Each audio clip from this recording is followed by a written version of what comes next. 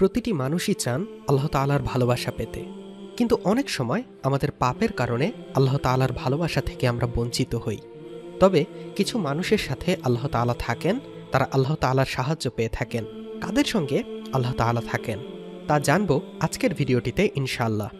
আল্লাহ তাআলার সঙ্গে থাকা প্রসঙ্গে আব্দুল্লাহ ইবনে আব্বাস রাদিয়াল্লাহু তাআলা আনহু থেকে বর্ণিত, রাসূলুল্লাহ সাল্লাল্লাহু আলাইহি ওয়াসাল্লাম বলেন, জেনে রেখো, যদি সব সৃষ্টি একত্র হয়ে তোমার কোনো উপকার করতে চায়, তবু তারা আল্লাহর নির্ধারিত পরিমাণ ছাড়া কখনোই তোমার উপকার করতে পারবে না। আর যদি সব সৃষ্টি একত্র হয়ে তোমার কোনো ক্ষতি করতে চায়, তবু তারা আল্লাহর নির্ধারিত পরিমাণ ছাড়া কখনোই তোমার ক্ষতি করতে পারবে না। কলম তুলে নেওয়া হয়েছে এবং দপ্তরসমূহ শুকিয়ে গেছে। সুনানে তিরমিজি, হাদিস 2516। আল্লাহর সঙ্গে থাকার অর্থ হচ্ছে সঙ্গ বা সঙ্গে থাকা বোঝাতে আরবি ভাষায় মারিয়াত শব্দ ব্যবহৃত হয়। আহলুস সুন্নাহ ওয়াল জামাতের বিশ্বাস অনুযায়ী মারিয়াত মহান আল্লাহর একটি গুণ। তবে আল্লাহর সঙ্গে থাকা কোনো সৃষ্টির সঙ্গে থাকার মতো নয়, কেননা পবিত্র কোরআনে ইরশাদ হয়েছে, কোনো কিছুই তার মতো নয়, তিনি সব শোনেন এবং দেখেন। সূরা আশ-শূরা আয়াত 11। বিশেষজ্ঞ আলেমরা আল্লাহর সঙ্গে থাকার দুটি অর্থ করেন। এক, সাধারণ অর্থে আল্লাহর সঙ্গে থাকা, তা হল আল্লাহ তার জ্ঞান, প্রজ্ঞা ও ক্ষমতার মাধ্যমে সব সৃষ্টির সঙ্গে থাকেন। আল্লাহ বিশেষ অর্থে সঙ্গে থাকা, এর অর্থ হল সতর্কীকরণ, সাহায্য, সহযোগিতা ও সুযোগ দানের মাধ্যমে সঙ্গে থাকা। কোরআন ও হাদিসের ভাষ্য অনুযায়ী আল্লাহর নবী রাসূল মুমিন ও তার নৈকট্যপ্রাপ্ত বান্দাদের সঙ্গে দয়া, অনুগ্রহ ও সহযোগিতার মাধ্যমে সঙ্গে থাকেন। ওহী ও ইলহামের মাধ্যমে তাদের সতর্ক করেন। আল্লাহ যাদের সঙ্গে থাকেন, পবিত্র কোরআনে একাধিক আয়াতে আল্লাহ থাকার বিষয়টি বিবৃত হয়েছে। যেমন আল্লাহ ভীরু ও দয়াশীল মানুষ। আল্লাহ মুত্তাকি ও দয়াশীল মানুষদের সঙ্গে থাকার ঘোষণা দিয়ে বলেন, নিশ্চয়ই আল্লাহ তাদের সঙ্গে আছেন যারা আল্লাহ ভীরু ও অনুগ্রহকারী। সূরা নাহল আয়াত 128। আল্লাহর পথে আহ্বানকারী, যারা মানুষকে আল্লাহর পথে আহ্বান করে, আল্লাহ তাদের সঙ্গে থাকেন। আল্লাহর মহান দুই নবী মুসা ও হারুন আলাইহিসসালামকে ফেরাউনের কাছে দ্বীনি দাওয়াত নিয়ে যাওয়ার নির্দেশ দিয়ে বলেন, তোমরা ভয় পেও না, নিশ্চয়ই আমি তোমাদের সঙ্গে আছি, আমি শুনি ও দেখি।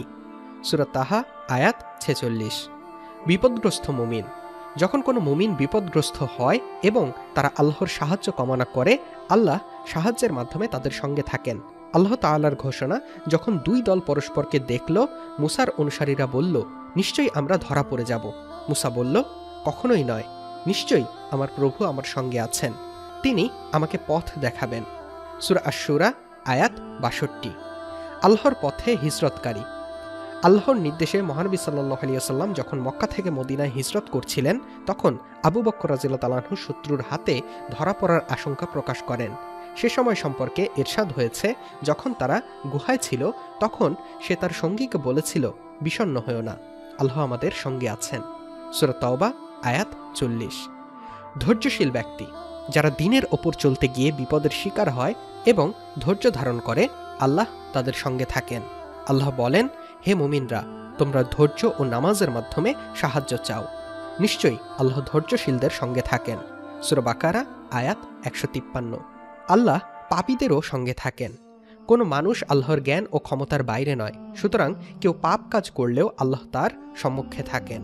আল্লাহ বলেন, তিনি তাদের সঙ্গে আছেন রাতে, যখন তারা তিনি যা পছন্দ করেন না এমন বিষয়ে পরামর্শ করে এবং তারা যা করে তা সর্বতোভাবে আল্লাহর জ্ঞানায়ত্ত।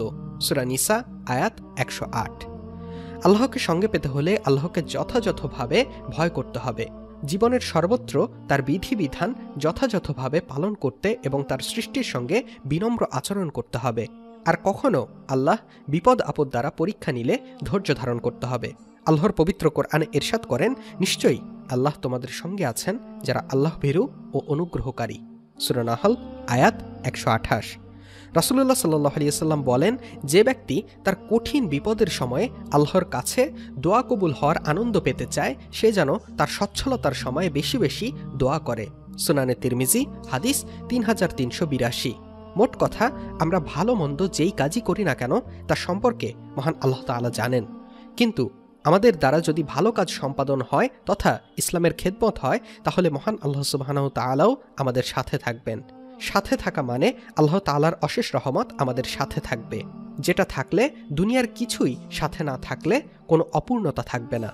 যে আমল করলে আল্লাহ তাআলার রহমত সর্বদা সাথে থাকে, সেই আমল করার তৌফিক দান করুন, আমিন।